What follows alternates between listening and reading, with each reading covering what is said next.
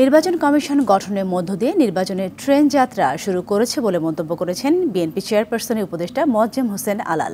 BNP নবগঠিত নির্বাচন কমিশনের উপর আস্থা রাখতে চায় জানিয়ে কথা বেশি না বলে কমিশন কাজে নিজেকে প্রমাণ করবে বলেও প্রত্যাশা তার।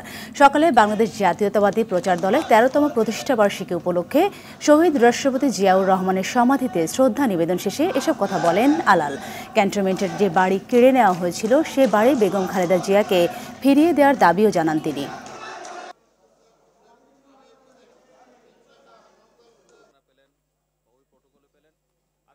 কিন্তু অন্তহীন সময় তো সেজন্য সংস্কারের জন্য নেওয়া উচিত হবে না। না, এটা দিনক্ষণ গুণে বলা যাবে না, এটা বাস্তব অবস্থা বলে দিবে। যেমন গতকালকে যে প্রধান নির্বাচন কমিশনার সহ অন্যান্যদের নাম ঘোষণা করা হয়েছে, এটা তো আমরা বলিনি, ওনারা করেছেন। এ তো বুঝলাম একটা পদক্ষেপ এগিয়েছে।